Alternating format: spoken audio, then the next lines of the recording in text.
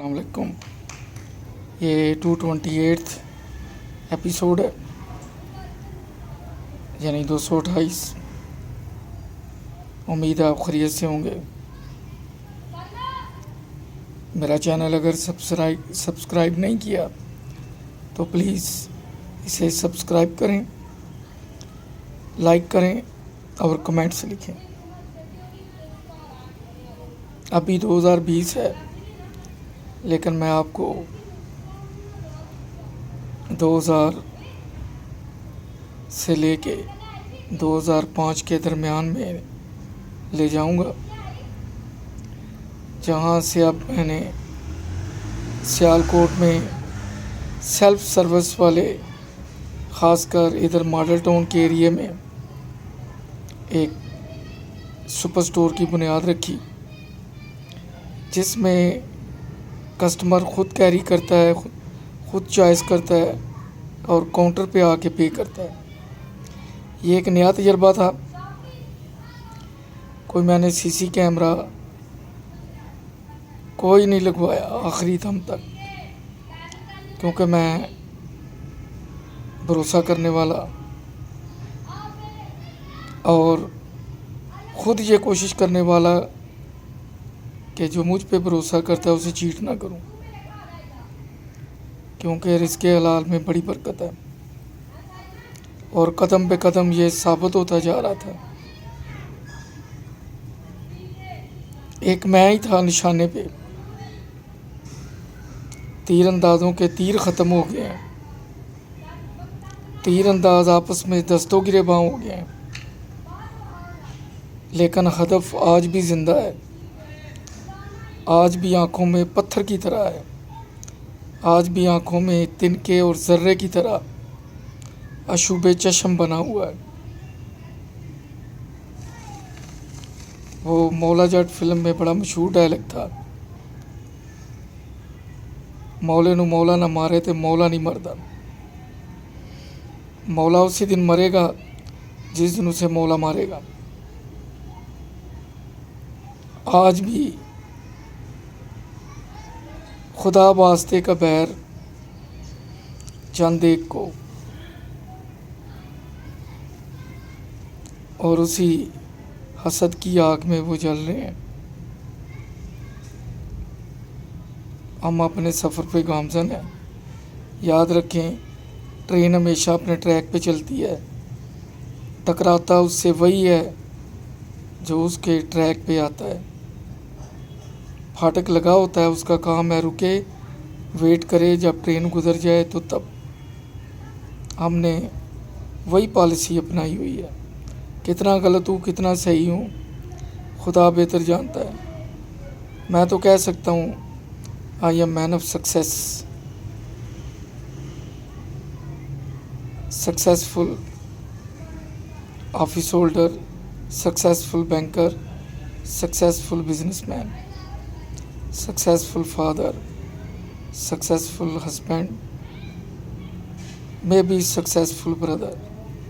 یہ میں دوسروں پہ چھوڑتا ہوں۔ تو کیونکہ ہم کسی کو پڑھائی کے لیے، ٹیوشن کے لیے بھیجتے ہیں تو دیکھتے ہیں کہ دوسرے کا معیار کتنا ہے، جو اعلیٰ معیار کا ہوتا ہے اس کے پاس بھیجتے ہیں۔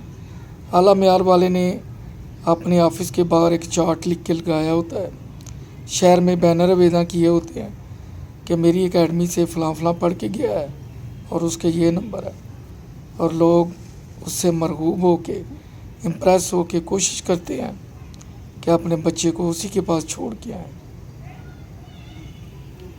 لیکن ہمارے تجربے سے اگر کوئی فائدہ نہیں اٹھانا چاہتا تو یہی کہوں گا اس کی بدقسمتی ہے۔ بہرحال کاروبار ٹھیک چل رہا تھا۔ اس درمیان میں بلڈنگ کنسٹرکشن کے میٹر جو چند ایک رہ گئے تھے، کیونکہ شاپس وغیرہ دونوں بھائیوں کے حصے کی تھی، اور لازمی بات ہے یہ انہی کی پراپرٹی تھی، ان کی ملکیت تھی، وہ خود بھی بناتے تو انہوں نے پے کرنا تھا، اس طرح انہوں نے بھی دونوں بھائیوں نے اپنے حصے کی جو معقول رقم تھی وہ ادا کر دی، جو میرا خیال ہے بڑے بھائی جان کو پہنچ گئی ہوگی، کیونکہ میجر پورشن انہی کا تھا جو میں نے انہیں واپس کر دیا تھا۔ تھوڑی سی ہیلپ آؤٹ توقیر بھائی نے یہ کہہ کے کر دی، کیونکہ ہم یہاں ہوٹل کا بزنس پہلے بھی کر رہے ہیں، اب بھی کرنا ہے، تو چلو ایک مائنر سی اماؤنٹ ہم بھی شیئر کر دیں گے۔ میں نے کہا ٹھیک ہے، جیسے آپ کی خوشی۔ مجھے یاد ہے کہ میرے ہوٹل کے اسٹور کے 2 ملازم ہوٹل سے بلا روک ٹوک کھانا کھاتے رہے، کبھی پیمنٹ کا تقاضا نہیں کیا توقیر بھائی نے۔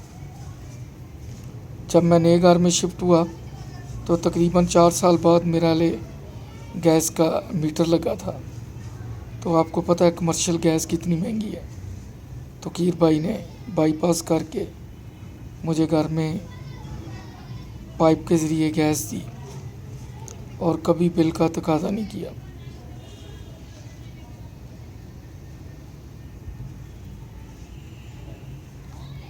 جو اچھا کام کرے اس کا ذکر کرنا چاہیے، اپریشیٹ کرنا چاہیے، خاص کر مسجد بنانے میں اس کا بہت کنٹریبیوشن تھا۔ یہ سب میں اپنی آنکھوں سے دیکھ رہا تھا۔ ایک اس میں اور پلس پوائنٹ تھا کہ وہ جو بھی خرچ کرتا تھا کبھی تقاضا نہیں کرتا تھا، بھلے 6 ماہ گزر جائیں، بھلے سال گزر جائے۔ اور میرا اس کا خاص، کیونکہ سامان ہوٹل کا اسٹور سے بھی جاتا تھا، ایک خاص تعلق تھا۔ کبھی اس نے میرا بل چیک نہیں کیا اور کبھی میں نے اس کے حساب کتاب کو چیک نہیں کیا، بلکہ مجھے یاد ہے کہ توقیر بھائی جب پہلی دفعہ مسقط گئے، یورپ گئے، تو چند دن ہوٹل کی مینجمنٹ میرے پاس تھی۔ میں پارٹ ٹائم سٹور بند کر کے بھی بیٹھ جاتا تھا، لک آفٹر بھی کرتا تھا، لیکن مجھے اس قابل نہیں سمجھا گیا کہ جو اس وقت ایک چھوٹی اماؤنٹ تھی وہ میں توقیر بھائی کے آنے تک اپنے پاس رکھتا اور اس میں سے جو پیمنٹس لوگوں کو کرنی ہوتی وہ کرتا۔ مجھے بہت دکھ ہوا کہ سرپرستوں نے اس چیز کا نوٹس نہیں لیا اور مجھ سے وہ حساب کتاب کا اختیار واپس لے لیا گیا۔ اگر 2020 میں دیکھوں اور 2000 سے 2004 کا موازنہ کروں تو آج بھی میرے دوست جو روڈ پہ بزنس کر رہے ہیں اپنی پوری دکان میرے حوالے کر کے 4-5 گھنٹے کے لیے چلے جاتے ہیں۔ یہ میرے لیے بہت بڑا آنر ہے اور میرے اوپر ان کی ایک ٹافی بھی حرام ہے۔ میں ذوالفقار بھائی کی دکان ہالینڈ میں وہاں بھی رہا، 1 یورو بھی مجھ پہ حرام ہے۔ میں افتخار بھائی کی گولڈ کی دکان پہ اکثر کھڑا ہوتا تھا بینک ٹائم کے بعد، وہ تو خیر سونے کا ہے، اب رتی سے شروع ہوتا ہوں، 1 رتی بھی حرام ہے۔ یہی حال بینک میں تھا، بے ایمانی، چیٹنگ نہیں کی، دھوکہ نہیں دیا اور اللہ تعالیٰ نے مجھے اس کا صلہ بھی دیا۔ اس طرح ہوٹل بھی ٹھیک جا رہا تھا اور سٹور بھی ٹھیک جا رہا تھا۔ اس درمیان میں میرے بیٹے نے MBA کے لیے گوجرانوالا گفٹ یونیورسٹی میں داخلہ لیا اور چھوٹے بیٹے نے ماشاءاللہ FA میں اچھے نمبر لیے۔ میڈیکل میں اس نے اینٹی ٹیسٹ دیا،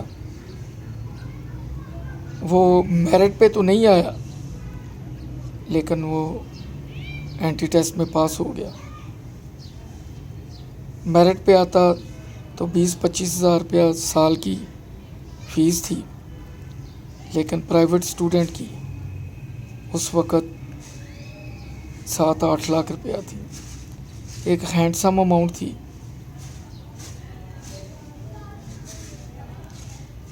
اب میرے لیے فیصلہ کرنا بڑا مشکل تھا۔ میں نے بیٹے کو کہا کہ اس سال چھوڑ کے اگلے سال پھر اینٹی ٹیسٹ دینا، میں بھی آپ میرٹ پہ آ جاؤ۔ وہ مجھے تھوڑا ڈسہارڈ نظر آیا۔ اس کے ٹیچر ہیں سر اشتیاق، بڑے دبنگ قسم کے ہیں۔ وہ کہنے لگے کہ احسان صاحب اگر آپ نے بچے کو نہیں پڑھانا تو یہ بچہ مجھے دے دیں، یہ فیوچر میں بہت بڑا انسان بنے گا، اور مجھے استاد کی نظر پہ پورا یقین ہے۔ استاد کی نظر کبھی دھوکہ نہیں کھاتی، کیونکہ پرائمری اور ہائی اسکول میں جس ٹیچر نے جس بچے کی طرف انگلی اٹھا کے کہا کہ اس نے نہیں پڑھنا، وہ واقعی نہیں پڑھا تھا۔ اس طرح چھوٹے بیٹے کو فاطمہ میموریل ہاسپٹل میں ایڈمیشن مل گیا، MBBS، اور یہ اللہ جنت نصیب کرے میری والدہ صاحبہ کے مرہون منت ہے۔ ڈاکٹر وجاہت بخاری جو پہلے سیالکوٹ میں تھے، پھر کوئٹے چلے گئے، پشاور چلے گئے، پھر چھوڑ کے وہ FMH میں چلے گئے، شادمان لاہور۔ تو بیٹے نے جب اپلائی کیا تو وہاں جو ایڈمن انچارج تھا وہ ڈاکٹر وجاہت تھے۔ والدہ صاحبہ لاہور دوائی لینے جاتی تھی، تو میں نے والدہ صاحبہ سے کہا کہ آپ ڈاکٹر صاحب سے ذکر کریں۔ ڈاکٹر صاحب والدہ صاحبہ کی بہت رسپیکٹ کرتے تھے۔ وہ کہتے تھے آپ میری واحد مریضہ ہیں، 24 گھنٹے میں مجھے کسی وقت بھی فون کر کے دوائی کا پوچھ سکتی ہیں، طبیعت کا بتا سکتی ہیں۔ خاص ان کی اٹیچمنٹ تھی، سینٹیمنٹل، ایموشنل، جو بھی آپ کہہ لیں۔ والدہ صاحبہ جب لاہور گئیں تو انہوں نے ڈاکٹر وجاہت بخاری سے کہا کہ میرا پوتا ہے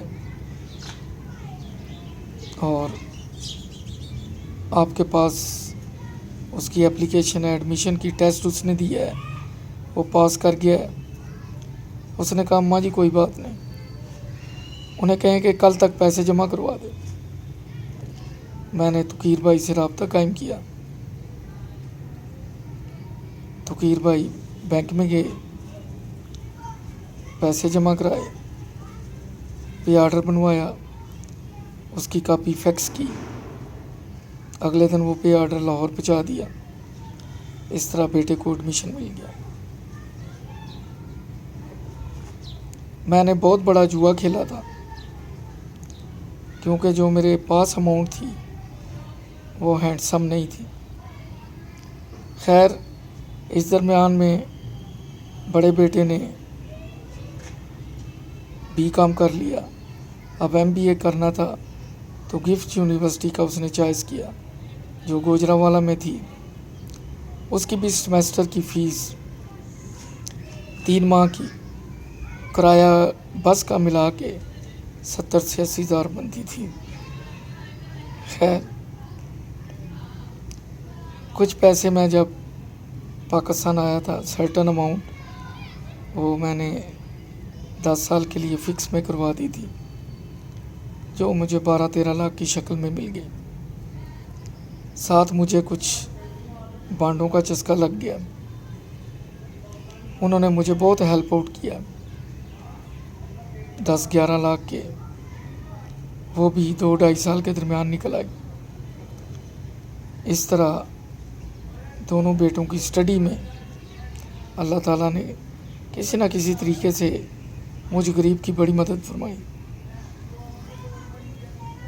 مجھے یاد ہے کہ میرے بھائی مجھ سے پوچھتے تھے کہ آپ یہ کیا کر رہے ہیں؟ میں نے کہا 3 سال گزر گئے ہیں، 2 سال باقی ہیں، 3 سال کی پے کر رہا ہوں، چوتھے کی آدھی ہے، 5ویں کی فیس میرے پاس نہیں ہے۔ انہوں نے سوال کیا کہ یہ پھر کام شروع کیوں کیا تھا؟ میں نے کہا میں نے اس لیے شروع کیا تھا کہ کوئی نہ کوئی مجھے ہیلپ آؤٹ کر دے گا، لیکن جواب بڑا عجیب سا تھا۔ میرے پاس یہی الفاظ تھے، میں نے کہا بچوں کی پڑھائی کے لیے اگر مجھے مکان بھی بیچنا پڑا تو میں بیچ دوں گا۔ یہ پڑھ لکھ گئے تو اس طرح کے 4 5 6 مکان اور بن جائیں گے، اگر یہ نکمے رہ گئے تو یہ بیچ کے بھی کھا جائیں گے۔ یہ وہی جملہ تھا جو اللہ جنت نصیب کرے میرے والد صاحب کہتے تھے کہ میں اپنی اولاد کو حرام نہیں کھلاؤں گا، حلال کی طرح کھلاؤں گا۔ یہ کامیاب ہو گئے تو اگر میں نے 2 نمبر طریقے سے، چیٹنگ سے، فراڈ سے پلاٹ زمینیں لیں تو میرے بچے کاغذ سست ہو جائیں گے، حلال کا لقمہ نہیں کھائیں گے تو یہ ساری پراپرٹی بیچ کے آوارہ گردی میں، نشے میں جھونک دیں گے۔ اس لیے میں چاہتا ہوں کہ یہ رزق حلال کا لقمہ کھائیں، اور ان کی سوچ واقعی کامیاب سوچ ہے۔ آج سب کے اپنے مکان ہیں، سب کی گاڑی ہیں، میرے پاس بھی گاڑی ہوتی تھی، آج کل نہیں ہے۔ میں نے سب بچوں پہ انویسٹ کر دیا۔ کچھ ان ٹائمنگلی میرے خلاف جو فیصلے آئے، جس طرح عدالتیں نواز شریف کے خلاف دیتی ہیں، میں ان سے رگڑے میں آیا اور تھوڑا سا کہہ سکتے ہیں کہ میری گاڑی ٹریک سے نیچے اتر گئی۔ ابھی بھی جدوجہد کے عمل سے گزر رہا ہوں۔ جن پہ تکیہ تھا وہی پتے ہوا دینے لگے۔ چلیں، وہ کہتے ہیں چلو اچھا ہوا، کچھ لوگ تو پہچانے گئے۔ جو کبھی یہ کہتے تھے کہ ہمیں آپ کے لیے کوئی منع کرتا ہے، آج وہی کہتے ہیں کہ آپ ان کو کیوں نہیں منع کرتے کہ وہ ٹھیک ہو جائیں۔ وہ اس وقت ان کے لیے لال و یاقوت اور ہیرے تھے، آج شاید ان کے مطلب ختم ہو گئے ہیں۔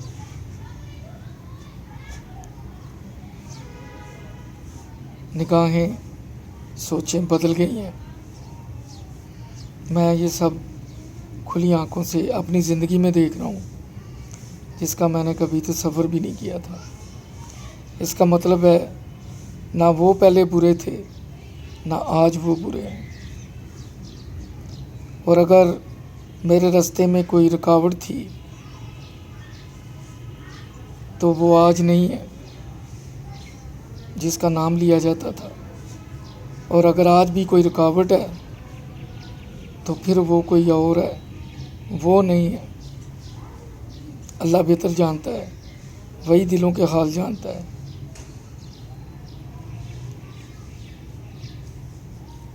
یہ پرسنل میٹر ہیں، بایوگرافی میں آنے تو نہیں چاہیے، لیکن یہ بھی تو دیکھنا ہے کہ ایک ایف.اے پڑھا لڑکا کیسے کیریئر شروع کرتا ہے، کن کن مراحل سے گزرتا ہے، کس بڑی بیماری سے گزرتا ہے، اور کن لوگوں کے درمیان میں رہتا ہے۔ وہ حفیظ جلندری کا شعر ہے، سپرد خاک ہی کرنا تھا مجھ کو تو کاہے کو نہلایا گیا ہوں، سزا کافی نہ تھی کہ زندگی کی دوبارہ یاد فرمایا گیا ہوں۔ وہ اللہ تعالیٰ سے شکوہ گلہ کرتے ہوئے، نعوذ باللہ، ایک شاعر ہے، وہ فرما رہا ہے، کہہ رہا ہے، التجا کر رہا ہے، فرما نہیں رہا، التجا کا لفظ استعمال کرتا ہوں، معذرت چاہوں گا کہ یا اللہ مجھ سے کس چیز کا آپ حساب مانگتے ہیں؟ آپ نے جن لوگوں میں مجھے بھیجا، ایک تو آپ نے مجھے پوچھ کے نہیں بھیجا، نہ ہی پوچھ کے بلایا۔ سزا کافی نہ تھی کہ زندگی کی دوبارہ یاد فرمایا گیا ہوں۔ سپرد خاک ہی کرنا تھا مجھ کو، تو کاخے کو نہلایا گیا ہوں۔ کہ سزا ایک زندگی کی کافی نہیں تھی کہ دوبارہ یاد فرمایا گیا ہوں۔ اب پھر حساب کتاب دینا ہوگا، نہ میں مرضی سے گیا نہ مرضی سے آیا۔ اور یا اللہ آپ نے مجھے جن لوگوں کے درمیان بھیجا وہ اس طرح کے تھے کہ پہلے انہوں نے مجھے نہلایا، پھر سفید کفن پہنایا، پھر مجھے مٹی میں دفنا دیا۔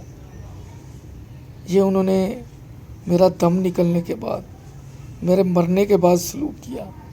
تو یا اللہ حساب لگا لیں کہ انہوں نے میری زندگی میں میرے ساتھ کیا کیا کیا ہوگا۔ میرے مرنے کے بعد میرے جسد خاکی سے انہوں نے یہ کیا۔ تو یہ دنیا، اللہ تعالیٰ کوئی بھی غلط لفظ استعمال ہوا تو مجھے معاف کرے۔ اپنا خیال رکھیے، اللہ تعالیٰ آپ کو خوش رکھے۔ اللہ حافظ۔